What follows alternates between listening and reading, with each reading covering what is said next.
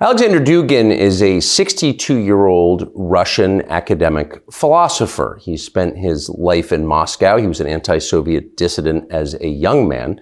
And now he is famous the world over, in the English language press anyway, as, quote, Putin's brain. But he is not a political figure here in Russia. He is, once again, a philosopher. And his ideas are deeply offensive to some people. In August of 2022, his only daughter was murdered in Moscow when a car bomb killed her. U.S. intelligence says she was murdered by the Ukrainian government, and we take that at face value.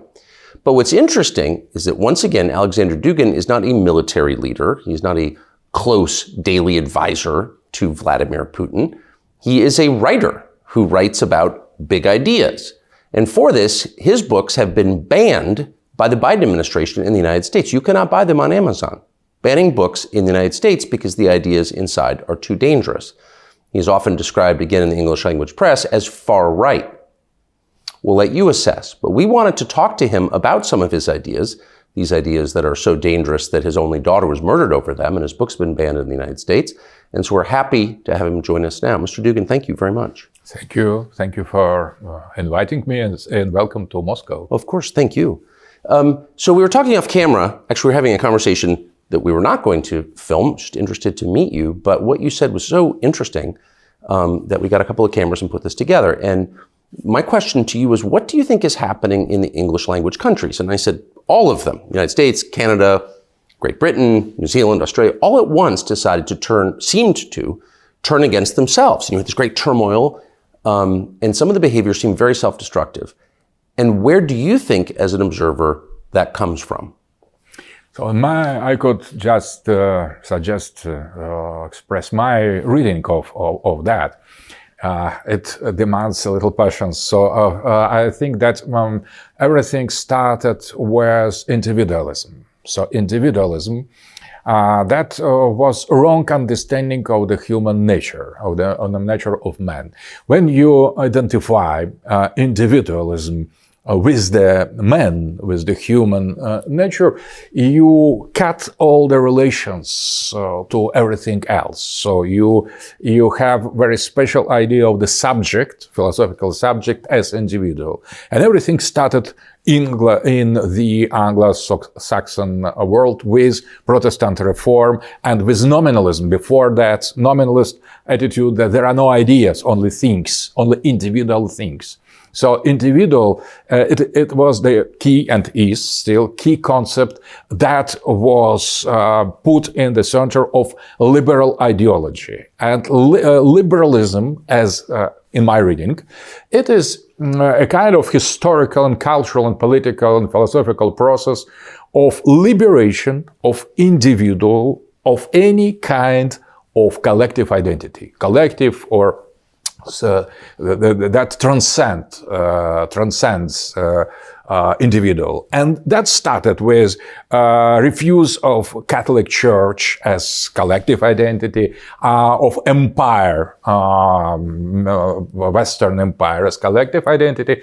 After that, it was a revolt against a national state as collective identity in favor of purely civil society. After that, there was a big fight of the 20th century between liberalism, communism, and fascism. And liberalism has won once more. Yes. So, and after the fall of the Soviet Union, there was only liberalism. And Francis Fukuyama has pointed out correctly that there are no more any ideologies except of liberalism. And liberalism, that was liberation of this individual from any kind of collective identity. There were only two collective identities to liberate from.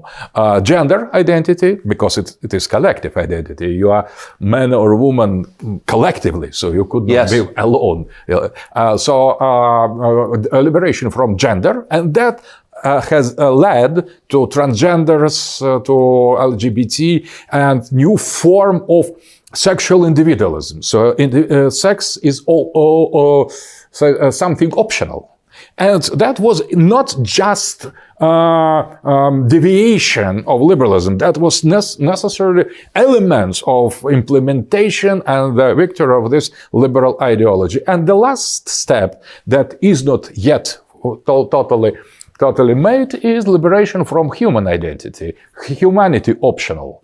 And when now we are choosing, or you in the West, you are choosing the sex you want, as you want. And the last step in this process of liberalism, implementation of liberalism, will mean precisely the human optional. So you can choose your individual identity to be human, not to be human. And that has a name: transhumanism, posthumanism, singularity, artificial intelligence, Klaus Schwab, Kurzweil, or Harari. They openly declare that is inevitable future of humanity. So we arrive to the historical terminal station that we finally, 5 centuries ago, we have embarked in this train, and now we are arriving at the last station. So that is my reading. And when all the elements, all the phases of that, you cut the tradition with the past. So you are no more Protestant, you are secular, atheist, materialist. You are no more national state that served to liberate from empire. And now national state becomes at its turn obstacle. You are liberating from national state. Finally, family is destroyed in favor of this individualism. And the last things, the sex that is already almost overcome, sex optional, and in gender politics, there is only one step to arrive to the end of this process of liberation, of liberalism. That is the abandoned human identity as something prescribed. So to be free from to be human, to have the possibility to choose to be or not to be human. And that is the agenda, political, ideological agenda of the tomorrow. That is why how I see Anglo-Saxon world that you have asked of, I think that is just the vanguard of this process, because that started with Anglo-Saxons empirism, nominalism, Protestantism, and now you are ahead as Anglo-Saxon, more devoted to liberalism than any other European. So what you're describing is clearly happening, and it's horrifying. But it's not the definition of liberalism I have in mind when I describe myself as what we say in the United States as a classical liberal. Right? So you think of liberalism as individual freedom and choice from slavery, right? So the options as we conceived them as I was growing up were the individual who can follow his conscience, say what he thinks, defend himself against the state, versus the statism, the totalitarianism embodied in the government that you fought against, the Soviet government. And I think most Americans think of it that way. What's the difference? Very interesting question. I think that is the problem is in two definitions of liberalism. There is old liberalism, classical liberalism, yes, and new liberalism. So classical liberalism was in favor of democracy. Democracy understood as the power of majority, of consensus, of individual freedom that should be combined somehow with the freedom of other. And now we have totally the next station already, next phase, new liberalism. Now it is not about the rule of majority, but it is about the rule of minorities. It is not about individual freedom, but it is about wokeism. So you should be so individualistic that you should criticize not only the state, but individual, the old understanding of individual. So you need, now you are invited to liberate yourself from individuality, to go further in that direction. So I have spoken once with Fukuyama, Francis Fukuyama, on TV, and he has said before democracy has meant the rule of majority, and now it is about the rule of minorities against majority, because majority could choose Hitler or Putin. So we need to be very careful with majority, and majority should be taken under control, and minorities should rule over majority. Majority, it is not democracy, it's already totalitarianism. And now we are not about defense of the individual freedom, but about prescription to be woke, to be modern, to be progressive. It is not your right to be or not to be progressive. It is your duty to be progressive, to follow this agenda. So you are free to be left liberal. You are no more is free enough to be right liberal. You should be left liberal, and that is a kind of duty. It is prescription. So liberalism fought during its history against any kind of prescription, and now it at its turn became totalitarian, prescriptive, not free as it was in some. And do you believe that was inevitable? That process that was always going to happen? I think that is, I perceive here a kind of logic. So a kind of logic that is not just perversion or deviation. You start with one thing, you want to liberate individual. When you arrive at the point when it is possible, it is realized, so you need to go further. So, and you start to liberate yourselves from this time from old understanding of individual in favor of more progressive concepts. So you could not stop here. That is my vision. So if you say, "Oh, I prefer old liberalism," they would say, the progressives, they would say, it is not about old liberalism, it is about fascism. You are a defender of traditionalism, conservatism, fascism. So stop here. Either be progressive liberal or you are done, or we will cancel you. That is what we observe, I would Well, say. it's certainly what we're living, and to see self-described liberals ban your book, which is not a manual for bomb making or invading Ukraine. It's these are philosophical works, tells you that it's not, of course, it's not liberal in any sense. I wonder though, like, when you reach the point when the individual can no longer liberate himself from anything, when he's just not even human, what's the next step after that? That is described in the pictures, American pictures, films, in many ways. So I think that that all the science fictions, almost all of the 19th century, were realized in the reality in the 20s. So there is nothing more realistic than science fiction. And if you consider Matrix or Terminator, you have so many more or less coinciding version of the future with the post-human or human optional situation or artificial intelligence. Hollywood has made many films. I think they portray correctly reality of the close future. So, for example, if we consider the man, the human nature as a kind of rational animals, so you could now with our technology, you could produce them. So you could create rational animals or combine them or construct them. And artificial intelligence, strong artificial intelligence, neural network plus huge database, it is a kind of king of the world, I would say, that could not only manipulate, but create realities, because the realities are just images, just sensations, just feelings. So I think that post-humanist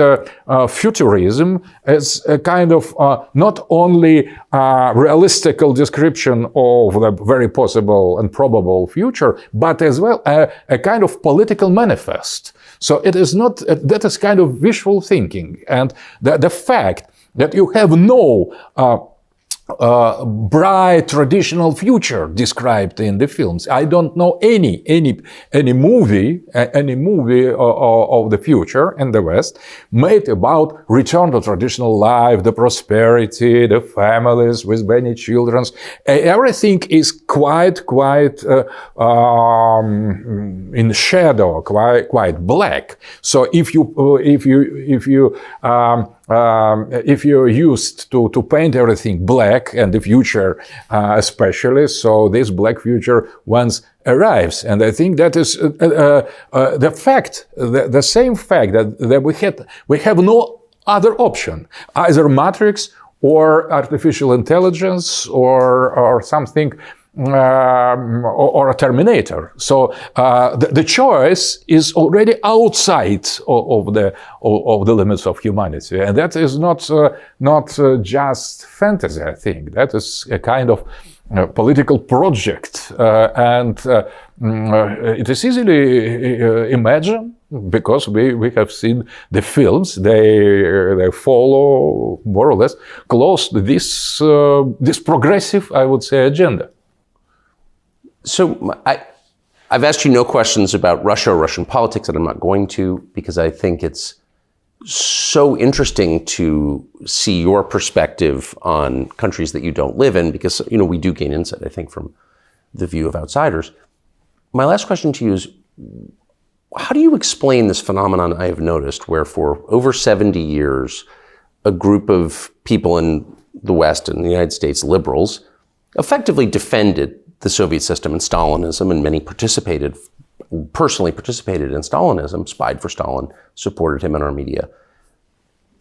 In the year 2000, and they loved Boris Yeltsin because he was drunk, but in the year 2000, leadership of this country changed and Russia became their main enemy. So after 80 odd years of defending Russia, they hated Russia. What was that? Why the change? I think that first of all, Putin is traditional leader. So Putin, when he came to power, from the very beginning, he started to extract our country, the Russia, from the global influence. So he started to contradict to global progressist agenda. And these people who supported Soviet Union, they were progressists, and they are now progressists. So they have felt that now they were dealing with someone who doesn't share this progressist agenda, and who tried, and with success, to restore traditional values, sovereignty of the state, Christianity, traditional family. That wasn't evident from the beginning, from outside. But when Putin insisted more and more on this traditional agenda, I would say, on the particularity and speciality of the Russian civilization as some special type of world vision that had and has now very little similarities with the progressist ideals. So I think that they have discovered, they have identified in Putin precisely what Putin is. So he is a kind of leader, political leader, defending traditional values. So only recently, 1 year ago, Putin has made a decree of the political defense of traditional values. That was turning point, I would say. But observers from the progressive camp in the West, I think they have understood that from the beginning of his rule correctly. So this hatred is not just casual, something casual or some mood. It is not. It's not casual. It's very serious. So it's metaphysical. So if your main task and main goal is to destroy traditional value, traditional family, traditional states, traditional relations, traditional beliefs, and someone on that with the nuclear weapon, that is not smallest, the least, but the last but not least arguments. Someone with nuclear weapon to stand strong, defending traditional value, you are going to abolish. I think they have some basis for this Russophobia and the hatred for Putin. So it is not just by the chance. It's not some irrational change from Sovietophilia to Russia-phobia. It's something deeper, I would say. It's my guess. It's clearly something deeper. We felt it was important for your ideas to get an airing in English in the United States, simply because we believe in the open airing of ideas. I guess we're liberals that way. So we're grateful that you took the time. Mr. Dugin, thanks. Thank you very much. Free speech is bigger than any one person or any one organization. Societies are defined by what they will not permit. What we're watching is the total inversion of virtue.